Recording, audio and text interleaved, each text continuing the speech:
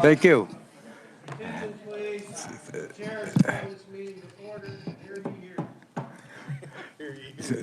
Thank you, my distinguished friend. We are back in a conference. Glad to see that you're back. Been a long time since we saw each other. What I would propose is, if you have any comments, Mr. Chairman or Mr. President, whatever appropriate. Thank you, Mr. Chairman. I mean, we did our agree to disagree. As far as I'm concerned, if the deal hasn't changed from your perspective, the deal's the deal, and we're ready to go. The House has always honored its tentative deal. What I'd like to do is have Jason go through the entire agreement again, so the members out here understand what the agreement is.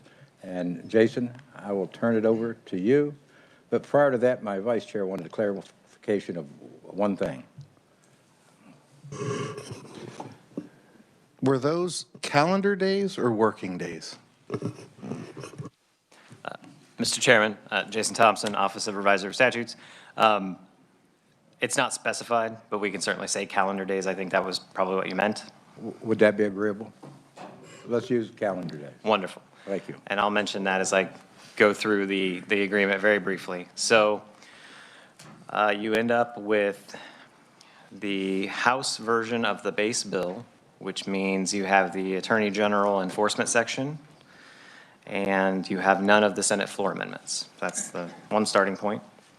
You have the Senate unemployment piece with the 3 changes, adding a clawback, which references current law provisions that allow, if you recover back pay, to allow unemployment benefits to be recovered.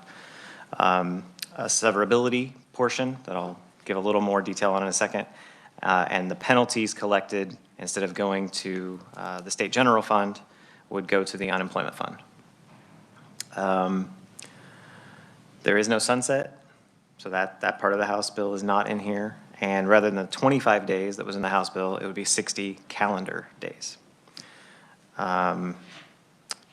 And then the severability I'll describe just a touch because it required your bill, didn't require. And drafting practice suggested it should probably be a Section 1 for the exemptions, a Section 2 for unemployment, and a Section 3 that was about severability and the repeal of the section if one of those other sections is declared unconstitutional. So it would be set up so that if Section 1, I want to make sure I say this right.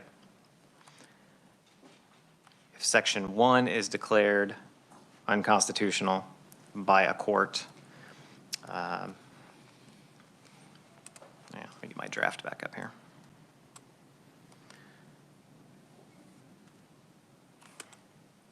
Sorry. If Section 1 is declared to be unconstitutional by any court of competent jurisdiction, and there's a final order, the Attorney General certifies that to the Secretary of State. That is then published in the Kansas Register, and that triggers a provision to repeal Section 2. If a court declares Section 2 unconstitutional for any reason, that will have no effect on the validity of any provision in Section 1. And so those provisions would be severable. I think that's it. Thank you. Questions of Jason? Seeing none. That's our agreement. Thank you very much. I think we all are indebted to our revisor's office for staying a little late and working tirelessly to get this done. Mr. Chairman. Thank you, Mr. Chairman. And yeah, it's well beyond just today. These guys have been working for days on trying to figure something out. So my only question was ETA on the actual conference committee report for scheduling. Mr. Chairman, it is in our process, so it's well on its way. We're hoping soon. I don't want to be too specific, but soon.